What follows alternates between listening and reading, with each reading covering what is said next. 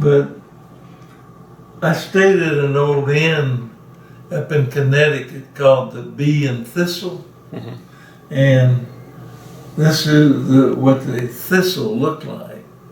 Of course, they had a bumblebee flying around, and this was in, I think it was right around Lyme, Connecticut, maybe, yeah. And we stayed there, and but I made this picture up of the thistle with a hummingbird on it.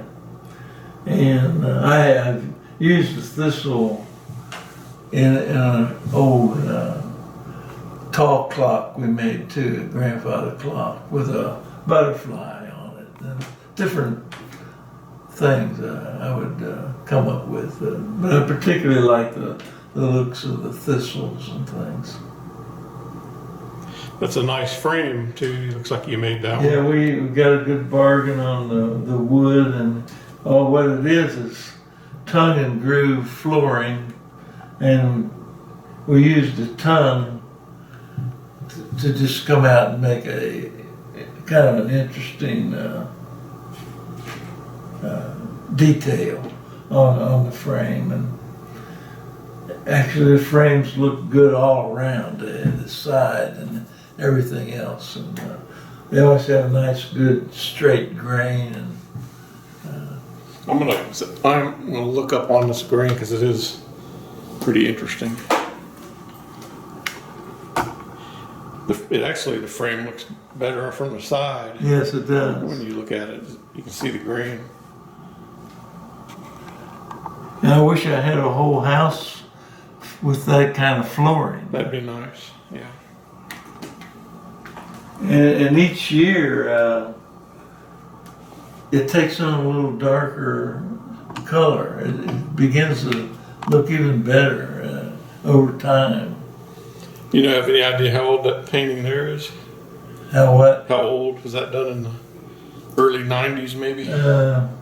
Yeah, along maybe even 2000. I'd say more up in there. Because the clock I've got has a hummingbird and it was 98.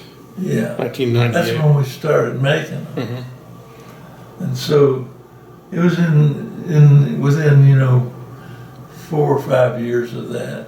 It was the hummingbird era. Right. And we began using iridescent paints in the bird feathers and things, and it takes on different shades and contrasts as you move around. They call it interference paint, and it's sort of a new.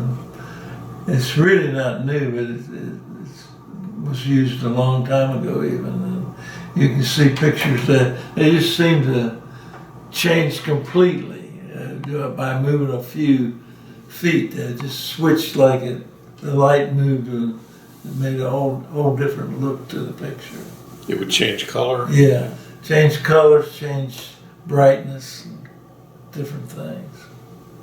And particularly good in snow and things like it, or on bird feathers and like. It's pretty good on a hummingbird because it has that sheen to it. Yeah. That's it.